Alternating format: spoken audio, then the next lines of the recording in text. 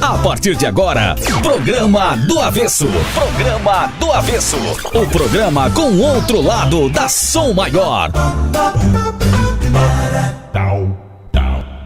Oferecimento Bistec Supermercados, muito mais que economia. Freta, viva a felicidade com quem você ama. Ávila Cia da Saúde, venha para a Unesc, a nossa universidade. E Saint Beer, converta-se a boa cerveja. Se os tímpanos estão lubrificados e a mente calibrada, segura na cadeira, ajusta o volume do rádio, sintoniza direito a bagaça que está começando aqui na Rádio Som Maior. Comigo, Mano Dal Ponte, com certeza, ela que é a minha... Deixa eu ver, a minha falência. Falida? Não, tu é a minha falência. Eu te causo falência? Ah, mas com certeza, múltipla de órgãos. Eu não tô ouvindo. Não tá? Por que você não vamos mudar meu fone? Vamos fazer o seguinte, vamos arrumar. Pega o fone novo, meu coração. Esse aqui é velho? Tá. Pega o novo, eu tenho fone novo agora aqui, vamos lá. Vê se eu te escuto agora. Vamos ver agora. Olha que lindo agora. Não me escuta? Então é um problema na mesa. Agora eu escuto. Agora escuta, como é que você tá? Mesmo, programa do Avesso. Tá bem? Tá tudo bem? Alô, som! Vamos lá, estamos no ar, vai. Entramos, sexta-feira. Entramos, adoro, né? Hã? Quem não gosta, né? Pode entrar, mano? Todo mundo adora. Falência? Não, imagina. Gosta de entrar em falência? Já faliu muito na vida, mano? Eu já falei uma. Já faliu uma? Tá. Tu me contou, já é verdade, né? Eu falei. A vida foi uma falência pessoal, assim, sabe? Falência pessoal. Quando eu cheguei aqui quebrado, rachado, lascado. Mas dá de dar a volta por cima? Não, eu acho que o importante na vida é isso, você dá a volta por cima, né? Tem que dar, né? Eu acho que quando você tá no fundo do poço, você não tem mais pra onde ir, né? Mas eu acho que sim. Eu acho que a gente pode ter pessoas que nos ajudem, né, a fazer isso também. Acho que é fundamental, né? Sim, você me ajudou no meu processo de recuperação. Eu te ajudei. Eu era trevas, agora eu sou luz. Agora tu é luz, viu? Maravilhoso. Vai. Estamos aqui pra isso. Programa do Avesso, sexta-feira, 9... Graças a Deus. 88340678. Você pode interagir conosco? Pode, estamos esperando. Hoje a gente recebe Quem tá ele... Agenor Dalfenbach Júnior. Já ouviu falar no nome desse cara, mano? Eu já, várias vezes. Advogado, tem o nome dele vem sempre acompanhado especializado em falência e recuperação judicial. O nome dele vem com bucha do lado. Agenor, por que uma pessoa decide trabalhar com isso, meu amigo? Bem-vindo ao Avesso, boa tarde. Obrigado, Pete, boa tarde, mano. Na verdade, não decide, né? A gente é arrastado pra dentro desse tipo de coisa. Quando viu, já tava, Quando viu, tava lá, exatamente. A minha história, na verdade, começou no judiciário como perito judicial, como auxiliar do juiz. Comecei a trabalhar alguns processos que estavam lá jogados, de falência e recuperação. Quando apareceram os processos maiores, em terra de cego, quem tem um olho é rei, eu tinha um bem fechadinho e aproveitei o barco e embarquei. Vambora, daí aí começou. Mas a primeira empresa que você...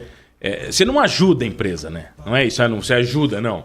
Que você trabalhou com recuperação faz muito tempo. Na verdade, como eu falei, eu ingressei no judiciário como perito judicial em questões financeiras, avaliação de sociedades, perícias de cheque especial, de contratos bancários, e começou a aparecer alguns processos de falência antigos e concordatas antigos e que estavam lá jogados. E, aliás, eles continuam jogados em muitos lugares do estado ainda, né? Ninguém tem nenhum apreço por eles. Porque são falências, às vezes, que não tem patrimônio, não há remuneração para quem trabalha nelas. Só bucha, exato. E o que acontece?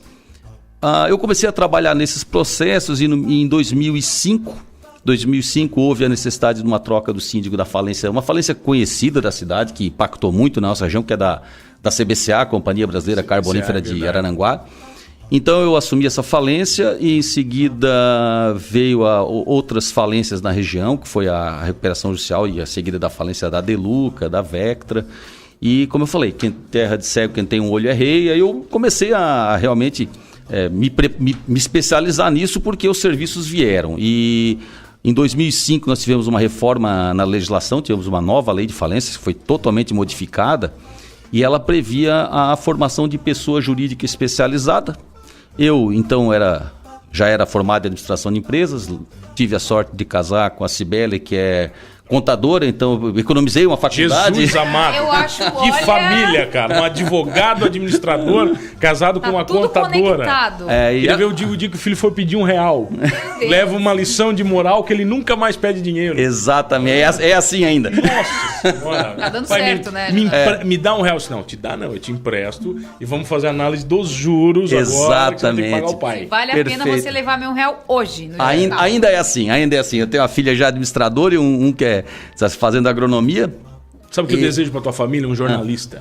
Pra quebrar tudo. Publicitário, entendeu? Eles chegam lá arrebentando. Gente, a gente não tem nada. Não, mas me explica uma coisa, são 3 palavras que a gente escuta muito, né?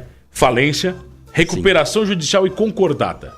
Certo. Explica pra audiência o que é cada uma, porque a gente escuta na mais nossa linguagem, né, Agenor? Vocês não viram a coisa de direito aí. A gente acha que é tudo a mesma coisa. Não, é bom, vamos explicar. A concordata era o instituto antigo, antes da reforma da lei lá, tá? Tinha assim, uma lei lá do tempo do Getúlio Vargas que tinha a falência e a concordata, que era quando o sujeito tinha a possibilidade de pagar suas contas, ele tinha patrimônio, mas estava próximo de falir, então ele pedia concordata. Só, eu não quero falir, ele ia lá, falava, se apresentava para o juiz e dizia, eu não quero falir, eu devo, mas eu posso pagar em determinadas condições. E a falência é o mesmo instituto até hoje, ou seja, a empresa colapsou, parou, ou o seu patrimônio é inferior e ela não consegue mais ir à frente. Inferior do que ela está devendo? Isso não é necessário. Aliás, isso acontece em muita empresa que está funcionando ainda, mas normalmente quando ela não consegue mais operacionalizar, não consegue mais gerar receita, aí ela entra na falência. Que aí então o judiciário bota a mão sobre o patrimônio dela e diz, vamos vender o que tu tem aqui, vamos organizar o pessoal que tem para receber aqui, os trabalhadores primeiro, depois alguns credores, depois o fisco. Esse é a falência. A recuperação judicial é a reforma da concordata na lei. É a evolução. Então. É a evolução da concordata. A diferença principal é que na concordata antiga o remédio era aspirina. O cara pedia concordata, só tinha um jeito de pagar. Tinha 3, na verdade. Era 50% à vista, o outro não me recordo, mas o que 99% das vezes era, então tu paga 40% daqui a 1 ano e 60% daqui a 2 anos. Que nem se sabia se isso às vezes era condizente. Você conseguir fazer isso também? Não era um ano de carência que ia deixar o cara vivo? Não, mas era um acordo mais sincero, digamos assim? Não, era previsto em lei, só podia pagar dessa forma. Dessa maneira. Hoje não, a recuperação judicial prevê o quê? Que o devedor, então a empresa que pede a recuperação judicial, que confessa dever, mas não pode pagar no prazo que está estabelecido, ela pode apresentar um plano de recuperação aos seus credores. Então eles vão dizer, eu não posso pagar nem 1 nem 2, eu posso pagar em 5 anos, porque eu quero desconto, eu não quero pagar juros, enfim, daí os credores se reúnem, votam esse plano, aprovando em plano. Todo mundo junto, vota para avaliar. Exatamente, a lei tem critérios. Não é o credor A e o B aceitam? Não é assim. Não, eles são todos chamados para opinar no plano. E eles se reúnem, então, numa assembleia de credores e dizem, olha, nós aceitamos o plano, ou nós queremos que se modifique isso no plano. E os que não aceitam, Agenor? Os que não aceitam, se são vencidos, vão ter que voltar à velhíssima lei da democracia e aceitar o que a maioria... Ela abaixo também, você não recebe, né? Exatamente. E se a maioria recusa o plano, em regra, a empresa vai à falência. Essa é a... Mas numa regra geral, pela sua experiência, quantos % das empresas acabam pedindo falência? Mas é fácil chegar à falência, Agenor? Fácil né? Deve ser, Não, mas assim, eu digo, é comum, as pessoas, geral, quando vê que já está em falência? É muito comum? Veja, é comum, porque às vezes as empresas relutam muito até chegar na recuperação judicial. Esse é um problema que ocorre e é uma reclamação, e eu ouço dos empresários, chegam à recuperação, ontem ainda visitei um empresário, ele disse, olha, eu fui muito tarde, a minha crise já estava instalada. São empresas de anos. Muitos anos. E os empresários, assim, queira ou não, um empresário que é antigo, ele olha para trás, sabe, mas eu já passei o plano Collor, eu passei o Real, eu passei a crise da Ásia, eu vou passar essa também. Essa vai ser mais uma que eu vou passar. Então, mas às vezes é muito tarde, quando a empresa chega, ela já construiu sua capital de giro, ela não tem mais crédito, ela não tem mais matéria-prima, ela já prejudicou o cliente dela, então ela está com todo o circuito... Soma, né? Não é um... Exato, todo o circuito prejudicado. Mas qual é o principal erro do empresário? Tem um que é primordial, que geralmente todos os que decretaram falência cometem. Eu ouvi do empresário ontem ainda, ele assim, olha, a maioria dos erros estava comigo na gestão em gestão viciada e antiga. Eu administrava a empresa como meu pai administrava. Miopia. Então, muitas vezes, aliado a isso, a gente às vezes tem crises sucessórias, filhos que assumem empresas despreparados ou não com afinidade com aquilo. Crise sucessória também, às vezes, de famílias inteiras que não cabem dentro da empresa, a empresa acaba ficando com a pirâmide invertida, tem mais gasto em cima de diretoria do que deveria ter na fábrica com produção. E, por último, também acontece, em conjunto, a obsolescência tecnológica. Empresa que não, quando olha para trás, o concorrente já está lá na frente, com financiamento, com máquina nova, com custos de produção mais reduzidos, e ela vai ao colapso. Eu trabalhei numa empresa que todos os setores tinham um membro da família. E era muito mais problemático do que assertivo, cara.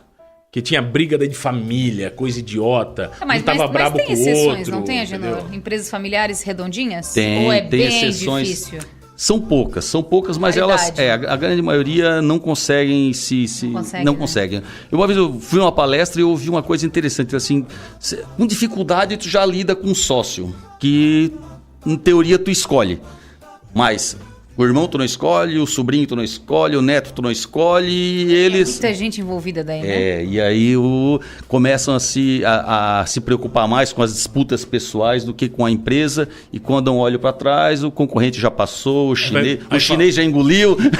Nem viu, o chinês já passou, né? Já passou. Moto passa do teu lado, vai. Passa. Então acontece bastante. Você já foi ameaçado de morte? Não. Nunca chegou nesse nível assim? Não, porque eu brinco que assim, quando eu tinha 13 anos eu tive febre reumática. Então tinha que tomar bezetacil, era o pior castigo que alguém tinha. Bezetacil, e eu ia sozinho, minha mãe me educou, eu ia sozinho tomar o remédio e saía de lá falando horrores do farmacêutico, porque ele meio que ria de mim quando eu via o meu sofrimento. Então, assim, eu digo isso porque é o seguinte, não adianta me xingar, eu costumo dizer que eu sou igual o bombeiro, eu tô onde tem fogo, mas não fui eu que coloquei, não adianta ficar bravo comigo, porque nada a ver com isso. Eu não tenho nada a ver com isso. Eu só chego depois da tragédia. Mas você não é recebido com esse sorriso que você tá no rosto aqui, numa empresa. Normalmente sim. É mesmo, cara? Normalmente você chega lá, o cara, Sabes por quê, mano? Me salvar? A gente tem processos grandes aqui, como por exemplo, quando a gente fizemos as intervenções em sindicatos aqui. Esses sim são processos bem acalorados, que eles têm disputa de poder mesmo. Mas, invariavelmente, quem está numa disputa judicial tem advogados, e os advogados preservam ainda a ética, a conversa, então é possível fazer. Eu tive uma experiência em Joinville, que aconteceu exatamente isso. A juíza mandou tem que ir lá fechar a empresa. Fechar mesmo? Fechar. Chamou o oficial de justiça, amanhã às 7 horas está lá. Quando o oficial de justiça falou para ele, cara, isso aqui eu só vou com a polícia, isso aqui é o fim do mundo, esse homem é um terror. O homem que é o dono da empresa. Eu disse, que não dormi a noite todinha, passei a noite com o olho aberto, disse, o que eu vou fazer amanhã? Chegou lá, o cara tá com uma 12 me esperando. Chegou lá, pedi autorização à juíza para não fazer e conversar antes, e não chegar de surpresa, enfim, não chegar chutando a porta. Falei com o advogado dele, que era de Curitiba, expliquei a situação. Deu 1 hora, o dono da empresa me ligou, tu pode vir aqui que eu estou esperando. Tava ele, a diretoria, uma SA de capital aberto, tava ele, a diretoria dele, me botou na sala de reunião, expliquei para ele que ele ia ter que sair da empresa, etc. Conclusão, não aconteceu absolutamente nada daquilo e, em regra prevalece a disposição e a conversa. Sempre o bom senso. O que é uma SA, uma limitada? Dá uma explicada pra galera, porque ninguém entende nada. Uma ME, uma não sei o que, ninguém sabe bosta nenhuma. Legal, é que assim, a gente fala assim, dá uma explicada pra audiência, mas na verdade é pra nós, tá? A gente finge que sabe, né? Porque assim, é pra, né? Tem que audiência que não entende. São tipos... É que o nosso ouvinte é burro. Mentira, maravilhosos. Não, são tipos societários de empresas, né, que compõem, que estão disponíveis pelo nosso Código Civil. Uma limitada, normalmente, é uma empresa que tem sócios com responsabilidade e tem o seu capital social definido e etc. Enquanto uma sociedade anônima, como falou, os sócios, as ações são divididas num livro de ações. Se tu pegar uma certidão lá na junta comercial, não vai aparecer que a PIT, o Mano e o Agenor são donos da empresa. Vai aparecer quem são os diretores, mas não vai aparecer quem são os acionistas. Os donos? Então, os acionistas, se é uma SA de capital fechado, é uma empresa que as ações estão restritas àquele grupo de acionistas ali. E se for uma SA de capital aberto, ela tem negociações em bolsa de valores, como é o caso nós temos aqui a Tupi, Joinville, tem outras empresas que tem negociação em bolsa. Na região tem? Eu acho que a Secris é capital aberto. Capital aberto? A Secris, desde que ela saiu da Concordata, ela abriu o capital. Eu penso que tem poucas negociações. Mas nós temos na região, temos o Celesc, temos... Mas entrar, por exemplo, abrir Concordata não é vergonha nenhuma para o empresário? Não, pelo contrário, mano. Eu leciono essa disciplina na faculdade de Direito aqui da ISUC, na 8ª fase, Direito Empresarial 3, é só recuperação judicial e falência. E eu digo para os alunos que é uma baita sacanagem botar aquilo no currículo deles, porque eu digo que o direito falimentar é só um apêndice do direito empresarial. Tem, por exemplo, isso que vocês acabaram de me falar, tipo societários, tem lei de inquilinato, tem marketing, tem franquias. E eu digo, é muita sacanagem deixar os alunos fazendo, mas eu sou agradecido a eles, me recebem muito bem, mas eu tenho dito em sala de aula que eu acho que o empresário tem que começar a ver como uma solução, tá? Por exemplo, dizem que Donald Trump já faliu as empresas deles que não funcionavam, pede falência e vai para lá, tá entendendo? Então, assim, se ela for vista como um remédio, como uma utilização de uma ferramenta de melhoria da empresa, ela pode ser, sim, bem feita, não é vergonha nenhuma. Nós temos empresas da região que já pediram concordata no passado, se reergueram e seguiram a vida. Mas o orgulho, a pompa, né? O brilho, o carro importado, esse é o maior... a janta cara. Como é que você lida com isso? Vai? Esse é o maior problema. O credor fica indignado quando ele vê isso aí, ele chega lá, você, mas o cara que não me pagou, olha lá, ele tá passando férias sei lá onde, tá na Europa. A rede social denuncia, né? Tinha um velhaco, não posso dizer quem é, óbvio que eu não posso dizer quem é, mas andava de X6 em Criciúma e me devia na minha empresa. Vagabundo. Eu não posso dizer quem é, entendeu? Ele ainda deve andando de X6? Não, já foi ser passado, né? Já foi. Passou já. Pagou e vendeu o carro. Vendeu o carro e te pagou. Filha da mãe. Velhaco, mas dá nojo, cara, isso aí. E acontece da empresa ter que, às vezes, ter que buscar uma execução no judiciário. Todo mundo conhece. Tá louco pra falar o nome. Vamos preservar. Jamais, vamos preservar. Grande professor... Ele sabe, ele tá me ouvindo, né? Velhaco, vai. Grande professor, tive o prazer de ter aula com ele na Exucre. Forte abraço, é o Ney quem assina a mensagem. Grande abraço ao Ney. Isso é ofensa demais. Só sem dizer o nome pode, né? Pela voz é o competente Agenor. Gargalhadas inconfundíveis. Um abraço, Rosângela Lécio. A Rosângela é minha parceira da Faculdade de Administração. O Jani tá dizendo, Pete pergunta sobre limitada-me, é isso? ME. O burro aqui não sabe do Janir. É verdade. Não, a empresa limitada, como fazer, ela tem a quantidade de sócios definida por lei, etc. Tem o capital social definido, inclusive quanto cada sócio pode ter de capital investido na empresa. E o ME quer dizer que ela é microempresa, aí se identifica o regime tributário dela, aí está mais ligado à parte de tributação, impostos, etc. Que até na Constituição nós temos benefícios que deveriam ser dados pelo governo federal a micro e pequenos empresários, né? Então é só para identificar faturamento e regime tributário. Tá certo, olha aqui quem tá aqui hoje, Pittsburgh. Agenor Dalfenbach Júnior. Olha aqui, ó, já a gente volta depois do intervalo e ele vai começar a nomear os velhacos de Criciúma. É hoje. Léo Felipe, presidente do Instituto Cultural Anita Garibaldi, curto muito o programa do Avesso.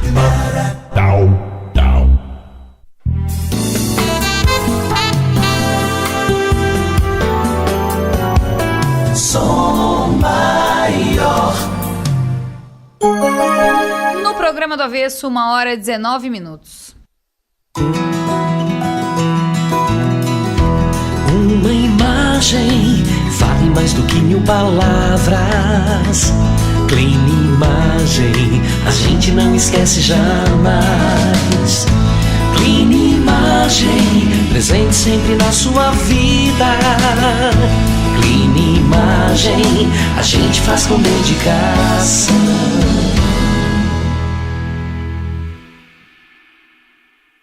Viva a experiência de estudar em uma grande universidade. Unesc, entre as 20 melhores universidades não estatais do Brasil. Através do Escolha Unesc, você entra na universidade pelo histórico escolar, sem necessidade de vestibular. É fácil e prático. São diversos cursos de graduação com excelência acadêmica.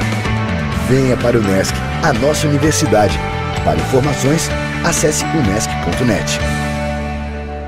Na Ávila Cia da Saúde Produtos Naturais, você encontra tudo para uma vida mais saudável. A mais completa linha de produtos naturais, suplementos esportivos e alimentares, produtos especiais para celíacos e intolerantes, grãos a granel e chás, além dos consagrados óleo de coco e chá verde, tudo para emagrecimento, diets e lights. Ávila Cia da Saúde, em Criciúma, nas ruas Lauro Miller e Coronel Pedro Benedetti. Fone 3045-4515 e 3433-2135. Arrancadão Bistec é para começar o mês com ofertas imbatíveis em um fim de semana inteiro com horário estendido para você aproveitar. Lava-roupas Tixan IP 2 quilos, na compra de 2 pague R$ 6,98 cada. Costela 8,97 o quilo. Sobrecoxa de frango Sadia 4,97 o quilo. Leite em pó Ninho 400 gramas 8,99. Cerveja Skol 350 ml 1,98. Se beber não dirija. Festival de fraldas e lenços umedecidos. Aproveite. Arrancadão Bistec Supermercados. Mais tempo, mais ofertas, muito mais Bistec para você. Só a Unimed Criciúma tem laboratório próprio com 7 unidades de atendimento, hospital com clínica da mulher, centro de imagem, a maior e melhor estrutura de saúde de Criciúma. Com a Unimed, você ganha 50% de desconto na primeira parcela, 50% na segunda, 20% na terceira e carência zero. Faça um plano de saúde Unimed Criciúma. Carência zero para consultas e exames laboratoriais.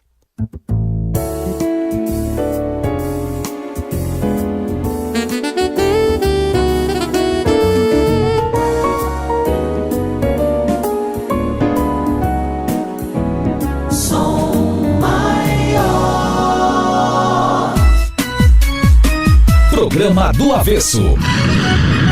Programa do Avesso.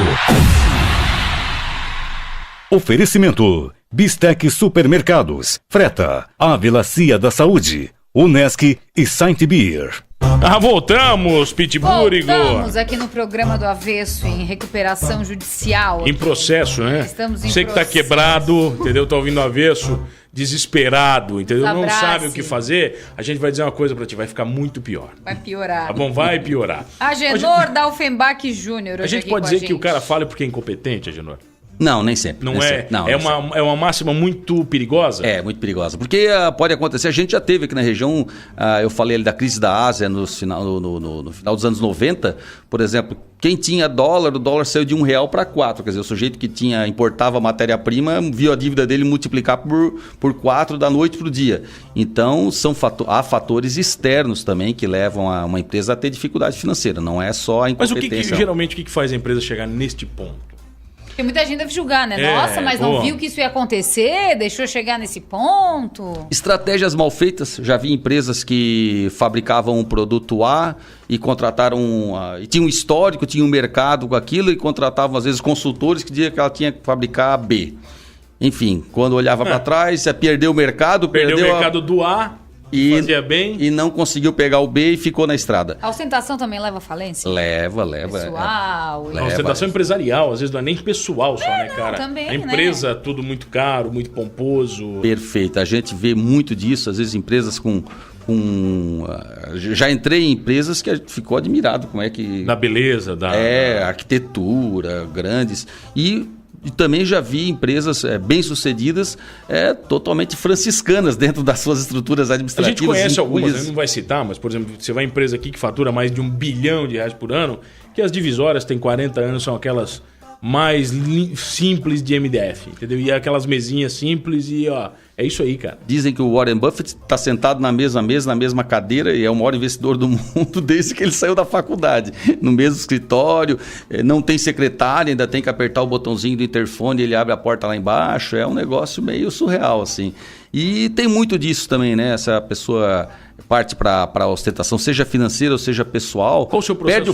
Perde o foco. O seu processo mais complexo, qual foi? Porque muitas vezes uma empresa grande não significa que vai ser pior do que uma pequena, né? Isso tem a ver ou não? Tem. Eu acho que o mais complexo que eu tive foi justamente os 2 primeiros maiores que eu peguei, foi a CBCA. Porque a CBCA eu peguei no dia que ela fez 18 anos. Ela assumiu 18 anos. A maioridade faliu. Vai. Exato. Não, ela já estava falida há 18 anos. Falida, a empresa é de 1900. Ela já estava falida há 18 anos? Há 18 anos, e houve a troca do síndico. Aniversário de falência. E havia ali... Maioridade de falência. A maioridade, E havia ali um caso que a gente sabe, que foi a substituição da Coperminas, e havia uma mistura de tudo ali. Então eu brinco assim, eu tive a sorte de encontrar o Dr. Enir Carradori lá dentro, um grande advogado, um grande profissional, com quem me ensinou muito de falência, e com ele eu tive justamente isso que tu perguntaste, o pessoal, quem é o administrador, vai chegar aí em cima de um cavalo com uma espada? Não, cheguei lá conversando com o Dr. Enir, nos reunimos toda sexta-feira, aí eu brinco, o primeiro trabalho que eu tive que fazer foi divorciar, na época, a Coperminas da CBC, isso aqui é uma massa falida e eu tenho que vender e pagar os credores, e a Coperminas é outra coisa, aí a Coperminas... Mas quando você falou, você tem que vender, você determina preço de mercado? Não, tá ali prevê procedimentos para isso. Não, você que diz lá quanto é que vai custar. Não, mas a lei me permite até avaliar, mas se você é um carro, por exemplo, se a empresa tiver um carro, vou lá na FIP, vejo e não tem muito segredo, eu mesmo posso avaliar. Mas se são maquinários, se são mais benfeitorias, imóveis, aí tem que contratar... Você falou em valor de empresa, antes da gente voltar nisso. Sim. Uma vez um grande empresário local falou para mim que ele estava comprando uma empresa, eu perguntei para ele, como é que você avalia quanto que vale uma empresa? Ele assim, eu tenho uma conta minha, ele falou, uma conta minha. Eu pego a média de lucratividade dela nos últimos 5 anos e é o valor dela. Sim, é mais ou menos isso mesmo? Judicialmente, inclusive, esse é o princípio geral. Então eu não estava tão errado. Não. Por isso que ele é rico. Geração de caixa. Porque, dizendo, se nós dois vendemos publicidade e o meu escritório vai ser vendido, quem é o seu cliente, se eu vou conseguir mantê-los e rentabilidade dele. O restante, o que é patrimonial, se mede com avaliação. Quanto é que vale o carro, quanto é que vale o imóvel, quanto é que vale o prédio. Agora, o restante é quanto que o negócio dá de lucro. Inclusive, é um trabalho que nós fazemos muito judiciário. E o capital intelectual, como é que você avalia, cara? Isso aí é um desafio. Pois é, capital intelectual. É um desafio porque ele está dentro, e tem N teorias sobre isso, mas... Em regra, eu volto ao que teu amigo falou e ao que a gente mais usa. Tudo isso se reflete no lucro. Ou seja, quanto que a empresa acumulou de lucro. Porque o capital intelectual, falava para a Pete agora no intervalo, assim, eu tenho a mulherada que trabalha comigo lá. Só a mulher trabalha com você? Só. A esposa, a filha... mais 3 advogados, que é mais contadora. Mandar, né? Tem o meu irmão que é engenheiro, trabalha tempo, faz a parte de avaliações, mas ele não faz expediente lá.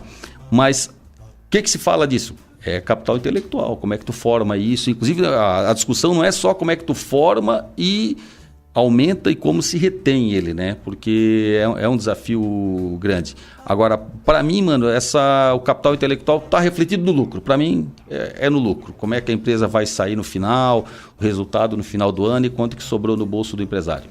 Estão perguntando se juros altos quebra a empresa. Sim. Na verdade, não só juros altos, mas às vezes a falta de planejamento na busca do financiamento. Eu lecionei finanças muitos anos, lecionei na Unibave Orleans, lecionei aqui na Unesc, e a área de análise de investimentos, e às vezes acontece isso, o empresário na ânsia de ir ao mercado, se ela esgota o seu capital de giro, em vez de buscar um financiamento para uma máquina com 5, 10 anos, ele esgota o capital de giro e acaba pegando o dinheiro do cheque especial, do desconto de duplicatas, e a fonte de recurso fica cara, o capital, quanto mais ele vai oferecendo risco, mais juro ele vai pagar. O cara vai se afundando com a agiota. Todo tipo de gente oferecendo dinheiro, aparece tudo que é canto daí, né? Exatamente. Quando você está quebrado, eu nunca vi, né, bicho? Exatamente. E, obviamente, quanto mais risco, mais garantias vão querendo pegar, então você vai hipotecando as coisas e vai... É que hipoteca é uma palavra meio americana, né? Você escuta no Brasil, hipoteca é até meio estranho, né? É verdade. Agora é o seguinte, hoje a transparência está meio que movendo o mundo, né? Por exemplo, os processos... como é que eu vou dizer, de mercado, eles estão sendo aplicados com muita transparência, porque tudo vai se informatizando, o mundo vai mudando. Existe ainda aquele cara que tem a cadernetinho, o papelzinho por fora, o tretão, assim, aquele que não coloca tudo no banco. Tá rolando muito isso ainda? Que faz as continhas na ponta do lápis? Tem. Depois apaga? Há uns anos atrás, a gente foi surpreendido, eu fui fazer uma perícia judicial justamente numa avaliação de sociedade. E nos deparamos com uma situação assim bizarra. Era uma empresa enorme, com faturamento enorme, E o contador tinha um quadro, assim, tamanho de uma televisão dessa aqui, sei lá, 40 polegadas, onde ele anotava o que tinha que pagar. E quando nós pedimos os livros fiscais, tinha uma folha só. Tinha 12 folhas. Saldo inicial e saldo final de cada mês. Então, na contabilidade, sim, os livros... o principal, pedimos os auxiliares. Não, os registros estão lá, porque é uma empresa enorme, com filiais. Não tinha nada.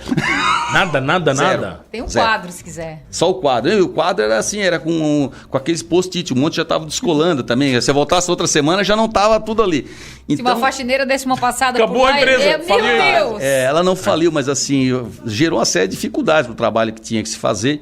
Mas assim, hoje não. A gente vê bastante empresa já moderna, com engenharias tributárias, com assessorias, porque o dinheiro está cada vez menos no bolso, né, mano? E está eletrônico, né? O dinheiro transita, tanto é que, olha, todas as falcatruas pegaram aí de Petrobras, etc., porque o dinheiro não anda mais em mala, tava falando, ele tem que andar com TED. 51 milhões andou em mala aí, né?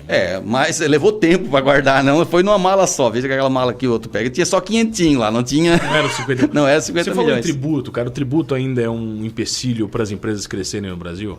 É um destrutivo, e na minha opinião, por duas razões. O alto percentual que se faz e a quantidade de impostos que se aplica nas empresas e também a complexidade de aplicação deles.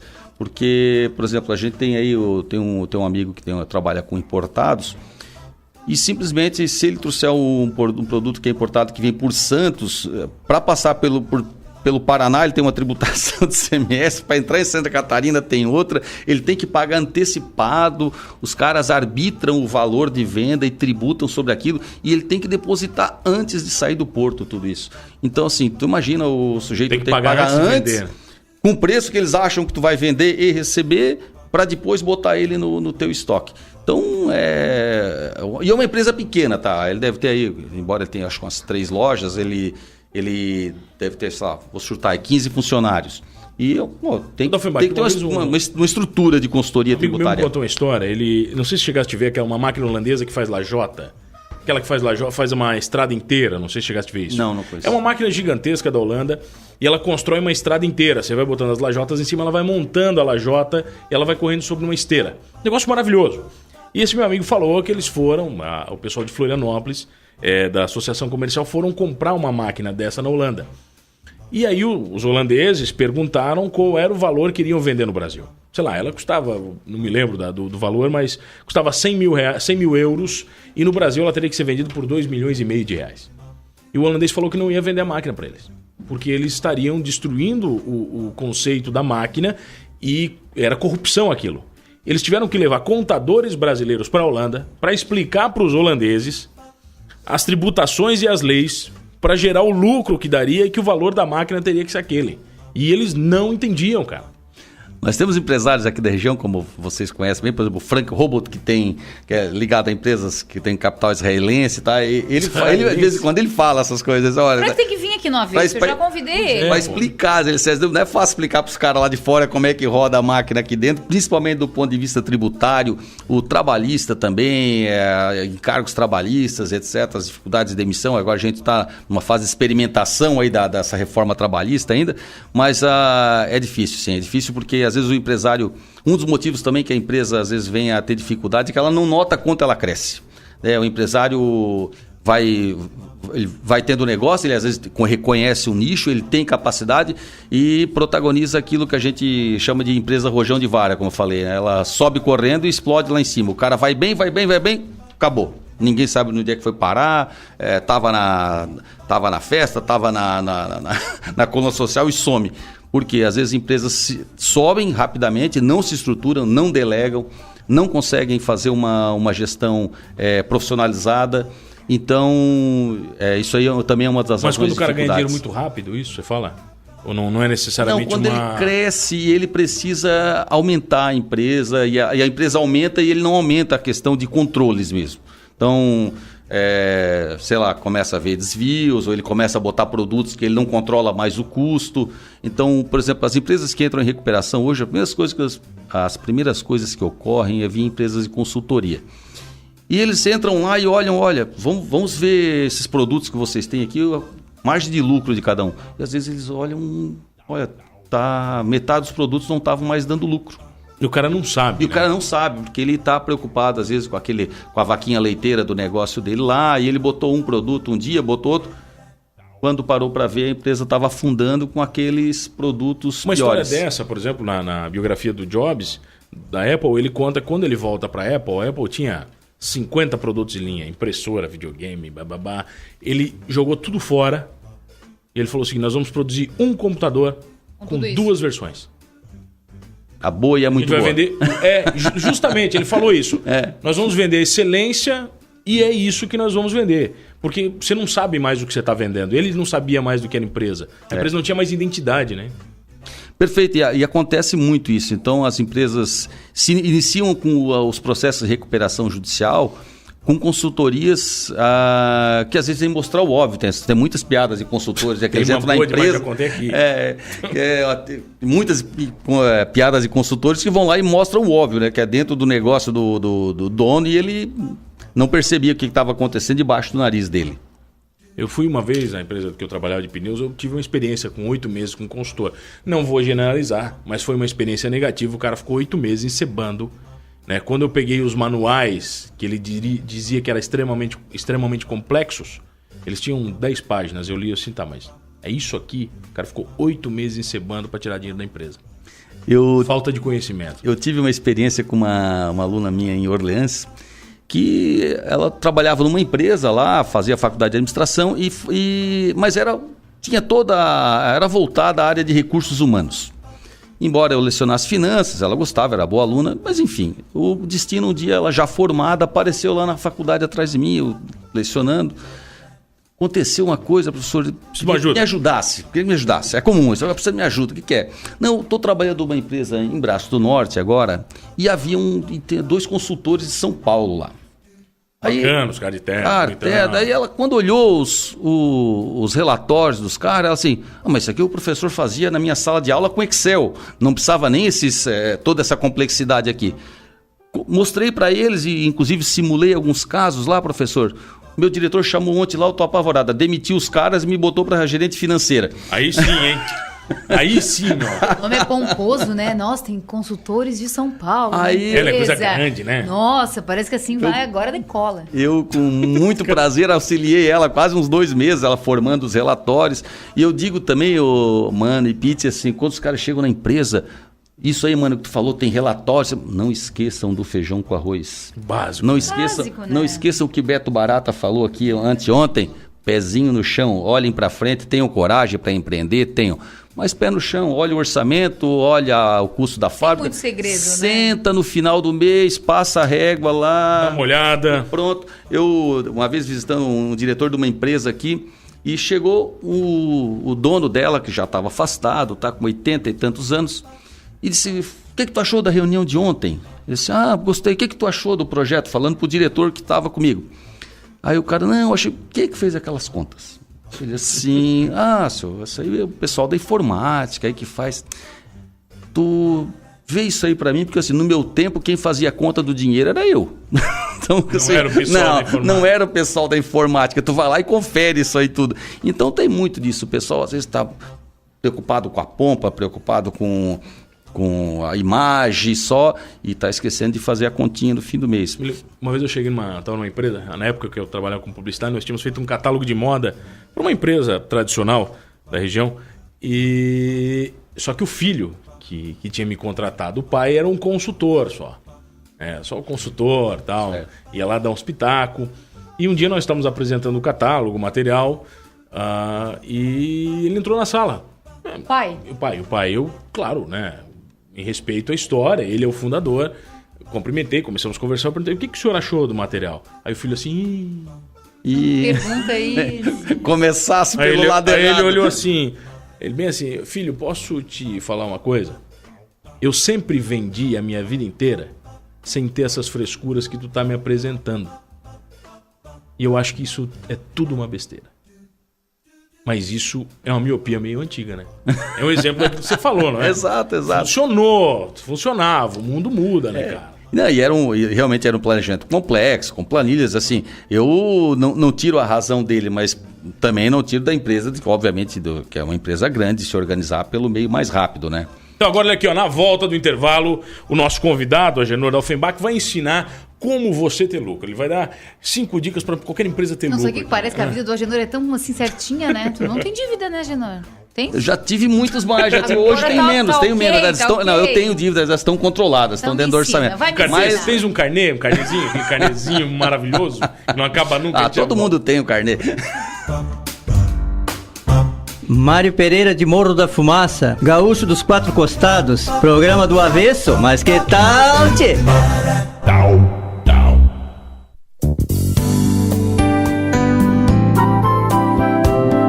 Som maior. 1:50. Para um mundo de desafios, uma grande universidade. Faça pós-graduação na Unesc e continue ampliando seus conhecimentos.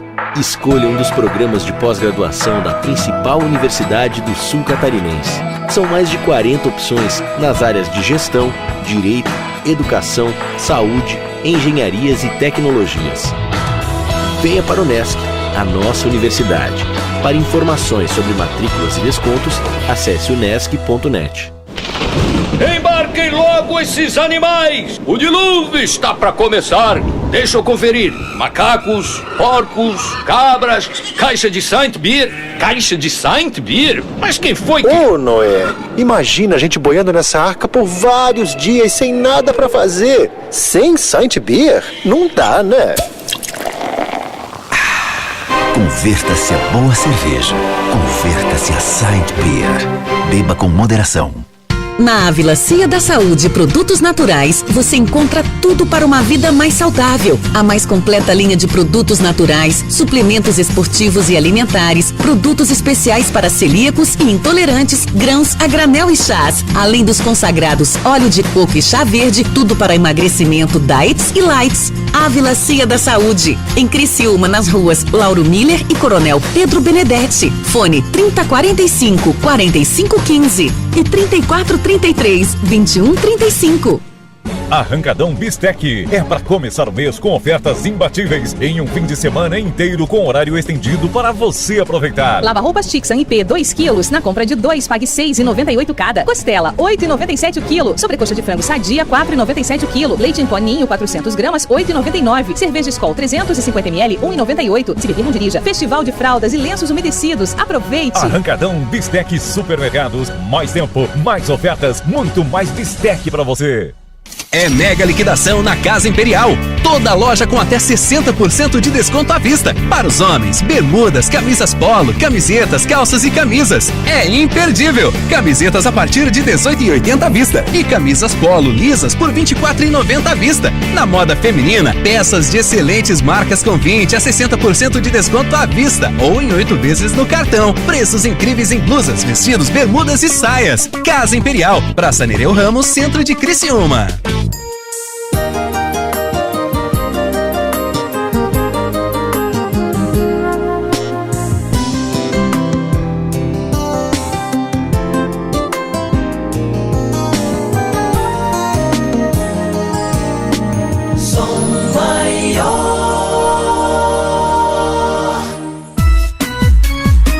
Programa do Avesso.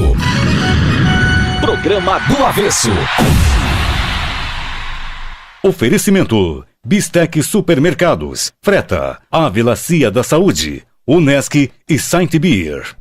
Voltamos, Pittsburgh, onde? Voltamos no nosso programa do Avesso. É hoje maravilhoso, Sexta, que combina com o quê? Até na hora da falência tem que ter uma cervejinha, né? Porque olha, em qualquer horário, uma moedinha pra cervejinha. Pra fazer um bom negócio, senta e comemora, entendeu? Pra chorar uma mágoa. Também, na hora ruim também, né? Senta e a tristeza. Vamos falar com ele, pode ser? Chamá-lo, sexta-feira é dia dele. Alfredo da Saint Beer.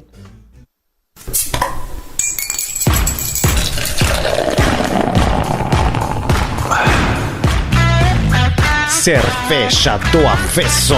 Um oferecimento Saint Beer. Converta-se a boa cerveja. Alfredão, meu bruxo, como é que estamos? Tudo bem? Concorda com a gente, Alfredo? É assim mesmo? Cervejinha para todos os momentos? Boa tarde, pessoal. Boa tarde, Mano, Pete, convidados, ouvintes, saudações maltadas. Cortou um pouco aí, eu não escutei a última fala, Pete. Concorda com a gente que uma cervejinha vai bem nas horas boas, nas horas ruins? Cerveja eu digo que não tem horário pra gente tomar. Ô, meu bruxo, olha só, tive lucro na minha empresa hoje, que cerveja que eu tenho que abrir pra comemorar? Ih, rapaz, deu zica, rapaz. Deu zica. Falar em lucro, deu zica. Vamos tentar restabelecer a conexão com o Alfredo? Vamos tentar uma nova ligação. Deixa o Alfredo, espera ele, a gente já volta, tá? A gente já volta. Nós tava falando carnê, não é? Carnezinho. A empresa tem que ter dívida, senão ela não sobrevive? Faz parte da empresa. Tem que ter dívida, é normal, cara? Não tem que ter, mas faz parte dela ter dívida. Algum endividamento faz parte, né? Assim, a gente conhece empresas que são capitalizadas, etc., mas um endividamento controlado é normal. Tanto é que hoje tu vê esses fundos de investimento que investem em escritórios corporativos, em galpões de logística, porque a empresa tenta concentrar o dinheiro dentro da operação dela. Então hoje ela aluga escritórios, aluga galpões. Por quê? Para ter menos endividamento. Obviamente que o endividamento ele tem que ser pensado, programado, planejado, com linhas de bancos de desenvolvimento e não, como a Pete falou, endividamento quebra. Sim, mas se o cara pegar de cheque especial, qualquer um quebra, né? Ninguém consegue pagar 200% de juros ao ano numa economia de 7% de Selic. Então, a empresa, sim, tem um endividamento, não vou dizer que ela tem que ter, mas ela tem que ter um endividamento controlado e dentro do padrão. Meta? É mais ou menos quase que meta, é objetivo. Quando eu compro alguma coisa, tem que pagar. Tem empresário que é assim, né, cara? Que tem que ter uma dívida para poder correr atrás, né? Exato. Quando eu fiz o meu mestrado em 2004, a gente tinha isso. Eu fiz uma entrevista e muita gente dizia, não, eu só consigo economizar se eu tiver um carnê de consórcio. Daí se eu consigo programar para ter, mas isso aí não gasto tudo. É o preço da indisciplina, na verdade, porque tu veja bem, um plano de previdência com a coisa que está na moda, se ele tiver 5% de taxa de administração, então tu põe R$5, o do teu dinheiro ele já tira 5, o cara vai aplicar 95 para ti, tu já morre com 5 na arrancada. Embora seja um meio de aposentadoria, etc., mas é o preço da indisciplina. Se tu pegar aquele mesmo valor todo mês, botar numa boa aplicação, com uma orientação, vai ter o mesmo resultado. Mas a gente sempre paga para alguém te dar a certeza. O brasileiro precisa aprender a investir ainda, Dalfenbach? Melhora muito. A gente tá meio penando ainda nisso? Na verdade, mano, isso aí tem muito a ver com a cultura da inflação que a gente teve até 94, né? Então, nós vivemos aí pouco mais de 2 décadas sem inflação. A gente não conseguia naquela época planejar o mês que vem, imagina o ano que vem. Então, hoje a gente já tem uma economia estruturada, então a gente já pode pensar em poupança, já pode pensar em investimento. Até hoje não consegue. Olha a minha camisa. Agora que eu vi, não foi nem proposital, tô cheia de dólares. Cheia de dólares. Olha o que o ouvinte está dizendo aqui, Agenor. Eu tinha uma loja, ia fechar. Contratei um consultor, o mesmo veio cheio de planilhas. Disse que não era hora de fechar. Aí, resumindo, depois de 1 ano, o consultor veio me dizer que não tinha mais jeito, coisa que eu já tinha percebido há 1 ano antes. Ou seja, o consultor me cobrou assessoria por 1 ano para me dizer o que eu já sabia. E nesse ano que tentamos, a minha dívida aumentou 100 mil. Como disse o entrevistado, olha, maravilha, o erro é quando qualquer negócio, em qualquer segmento, entra no vermelho por mais de 3. Tem que fechar e não tentar empurrar, pois se torna uma bola de neve incontrolável.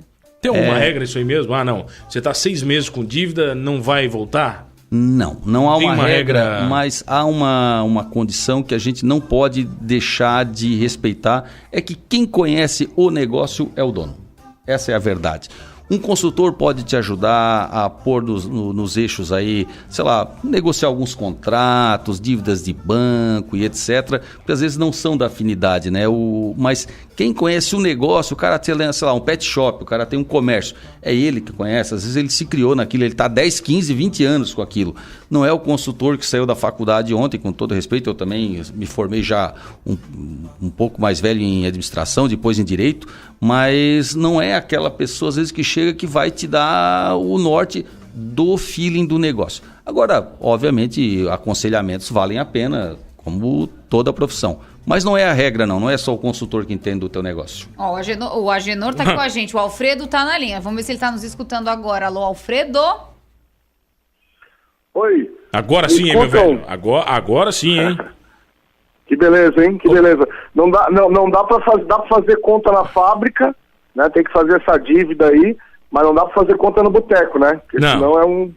Conta no boteco não é muito aconselhável, bola né? de neve. Ô, Bruxo, olha aqui, vem cá. E pra comemorar, vai, eu comemorei, fiz uma empresa agora, tô bacana, não preciso do nosso convidado aqui, entendeu? Não queremos ele perto da empresa, tá tudo legal. Só pra beber, o que nós vamos beber pra comemorar, vai? Então, eu indico 2 cervejas para um momento como esse, né? Que é um momento bacana, né? Dentro de uma empresa. Um é a Saint Beer Chopp Belga, é uma Belgian Golden Ale, uma cerveja... né, com 750 ml, um leve dulçor, tem uma garrafa bonita, já remete à comemoração, tem um leve dulçor, 6% de álcool, tudo muito equilibrado. Né, para quem tem um paladar um pouquinho mais adocicado, vamos colocar assim. E também indico a da Barco, um lançamento nosso que chama Headshot. Ela é uma Imperial IPA, é uma cerveja com 8% de álcool e 100 de IBU. Tá? O IBU é o índice, a abreviação de International Bitter Unit, que significa dentro da cerveja o amargor que a cerveja pode ter. Né? Então a gente começa com 0 e o ser humano sente até 120. Então essa nossa cerveja tem 100 IBU. Tem um amargor ali bem considerável, mas aí com essas 2 cervejas você consegue agradar o pessoal da empresa. Eu harmonizo elas com o que, Alfredão? Oi? Desculpa, não entendi. Combina com o que a harmonização de uma cerveja dessa? Olha, a Belgian, eu costumo aconselhar com saladas leves, peixes, assim, um peixinho grelhado com alcaparra, funciona muito bem, porque tu tem um salgadinho ali e vem esse doçor e dá uma limpada no teu palato, funciona muito bem. Tá? Umas saladas assim com iogurte, com mais um franguinho. Se for uma cerveja leve, a gente aconselha com um prato leve, né? A Headshot, que já é uma cerveja mais extrema, né, com um amargor um pouco mais persistente, indicamos para carnes, né? Um bom hambúrguer, um bom e clássico hambúrguer, o queijinho cheddar, o bacon. A gente faz esse hambúrguer no pub, uma maionese da casa, e aí a gente indica a Headshot para ela vir e poder limpar o teu paladar, né? E aí você já te remete a dar mais uma mordida e mais um belo gole. Bruxo, sol voltou, galera já vai sair de casa, entendeu? Todo mundo pro pub? Vamos todo mundo pro pub, esperamos vocês lá. Né? Hoje é sexta-feira, lembrando que das 6 às 8 o Pilsen em dobro. Né? Ali, hoje temos música ao vivo, né? Música ao vivo de quinta, sexta e sábado. Tá? Não temos mais as quartas-feiras, mas aumentamos mais 2 dias, né? Quinta, sexta e sábado com música ao vivo. O pub lá funcionando. Espero vocês lá, qualquer hora dessa. Vocês estão me devendo uma visita, eu vou cobrar de novo, hein, ao vivo. Vocês estão me devendo a visita, hein. Cobra mesmo. Cobra. Dívida tem que ser paga, ainda mais no programa de hoje, né? Tem que pagar a dívida. Alfredão, obrigado, meu velho. Sempre um prazer. Valeu, pessoal. Valeu no pulado e bom final de semana. Cerveja do Avesso. Um oferecimento Saint Beer. Converta-se a boa cerveja. Se beber, não dirija. Já chegou muitas vezes em casa depois do trabalho e teve que abrir uma pra dizer, tá, hoje eu mereço. Hoje foi duro, tenso. Foi tenso. Muitas vezes. Muitas vezes eu brincava aí, ó. No meu currículo, além desses acadêmicos aí, eu tenho de técnico e cervejeiro também. Ah, você é técnico e cervejeiro? Sim, mas eu percebi que depois de estar lá na metade do curso, o curso era para quem era paneleiro e estava indo para uma escala mais industrial. E todo fim de aula era com alguém que fazia uma cerveja. Eu nunca fritei um ovo, cheguei lá, os caras quase me expulsaram. Eu terminei o curso. Fiz uma cara que gosta de beber. Bastante. Principalmente vai bem. Cerveja vai bem. Todas. Já gostei da Red Shot aí que ele aconselhou. Vou procurá-la, da Barco. Já abandonou algum processo por escolha sua, Genor? Um único. Não quero mais, isso não dá mais. Nesses anos todos. Um único somente, mais no norte do estado, mas era um processo de uma intervenção na empresa com uma briga de irmãos e também um problema empresarial, mas a empresa tinha problemas sérios de sonegação, tinha problemas sérios com Polícia Federal por falcatrua em licitações. Tudo legal, hein? Tudo bacana. E os irmãos, não, era um negócio que, assim, o ambiente não era favorável. Não, e depois foi até um troço curioso. Depois de mim, a juíza desistiu do processo também, passou por uma substituta. O meu substituto também correu, a outra juíza também correu, e eu não sei como é que está esse processo até hoje, eu sei que ele não terminou. Renato, tu escuta muita mentira? Aquela empresa está falida, empresa A, empresa B, o povo adora falar, olha, tá nada, não sabe de nada, inocente. Muito. E às vezes são notícias plantadas por desafetos, por concorrentes, por fornecedores que foram preteridos, e às vezes houve muito. O cara pediu recuperação, mas o juiz nem deu, porque não pode. A lei, inclusive, diz se a empresa preencher determinados requisitos, que são praticamente documentos, o juiz tem que determinar que a recuperação judicial dê início. E, nesse sentido, quem vai dizer se a empresa vai falir ou não serão os credores lá na Assembleia de Credores. Imagina, o cara tá ouvindo a gente agora, ele tá nessa situação, ele tá num momento... Sabe, nesse momento, o cara tá perdido. Com certeza algum empresário tá ouvindo a gente, tá nesse momento, sabe? Sim. Como é que ele deve proceder, cara? Se ele tá perdidão, o que ele deve fazer para tentar levantar a empresa? Perfeito. Ele deve procurar o advogado de confiança dele, porque acontece muito. Nós temos alguns advogados especializados nessa área. Não precisa vir de São Paulo, né, Genor? Não, Aquela coisa toda. Não, temos na região, né? Temos aqui em Criciúma, temos em Florianópolis, temos no norte do estado, temos em Porto Alegre, temos em São Paulo. Mas assim, ele deve procurar o advogado dele, porque quando as pessoas me fazem essa pergunta, eu digo, quem é o teu advogado? O meu advogado é o fulano, mas ele não é dessa área. Mas não deixa, então, de procurar para que ele te traga esse profissional. Se quiser, ele vai saber quem é da área, vai procurar e ele deve articular dessa forma. Aí ele vai atrair um advogado que seja da área e fazer essa prospecção da empresa. A empresa, então, passa, por diagnósticos. Às vezes tem advogados que chegam e dizem, não dá a recuperação. Não vai dar mesmo? Não vai dar, o projeto não vai. E a gente tem projetos difíceis aí que a empresa entra em recuperação já nos 48 do segundo tempo, sem... E o cara tem que deixar o orgulho de lado? O dono da empresa tem que deixar o orgulho e dizer, olha, estou precisando. Olha, já tem que deixar lá no começo, mano, porque quando ele chama, e isso aí é muito importante que tu falasse, porque a empresa... O empresário, como eu falei, ele já passou por todas essas crises e ele não quer... O que eu faço nas empresas? Olho o RH, olho o caixa, olho o faturamento, olho os indicadores dela. Às vezes é necessário fazer críticas. Então eu brinco, às vezes nós fazemos, não em recuperação e falência, mas às vezes quando acontece briga de sócios em empresas, o juiz afasta um, afasta outro, me coloca no lugar. Tu imagina, mano, chegar na tua casa agora e eu estar sentado na tua mesa, tomando a tua cerveja com o pé em cima da mesa e torcendo contra o teu time na televisão ainda. Porque é a sensação que o empresário tem. O que o Agenor está fazendo aqui dentro? Então, como tu falaste, a tiro nunca me receberam, não é nada, mas sempre eu falo com os advogados. Também, né? Sempre dá tempo. Dá tempo. Não, agora com os cabelos brancos, acho que já não fazem mais, já tem menos, esse ímpeto bem menor já. Meu bruxão, não dá tempo pra mais nada, cara. Queremos agradecer a aula. Obrigado mesmo, cara. Que baita aula. Eu que agradeço vocês. Foi uma surpresa e uma grande oportunidade de estar aqui. Muito bacana. A hora passa voando mesmo. Vocês avisaram. Eu estava te ouvindo no Adelor essa semana, você veio conversar com ele. Eu falei assim, não, esse cara tem que ir no avesso, entendeu? Que só fala de bucha, rapaz. E o lugar de bucha é o avesso.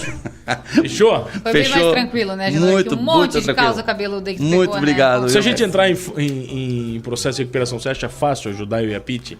Com certeza. Vocês têm muita capacidade de geração de receita, superam qualquer crise. Tá bom, vai. E crédito também, de certeza. Salve, tem crédito. Olha aqui, faz o seguinte, se você pegou essa entrevista pela metade... Um monte de gente já falou aqui, estão perguntando se vai estar disponível. Então, vamos lá. Nós vamos colocar no podcast, acesso 48.com.br, vai lá no portal, além dos programas, que é uma parte pequenininha do portal, você tem as notícias mais fodásticas em cima da hora. Então, meu velho, você tá batendo touca se você não acessou o 48. Olha aqui, tem podcast agora no iTunes, então que você tem celular da Apple, você pode ir lá, acessa o iTunes, vai ouvir os podcasts.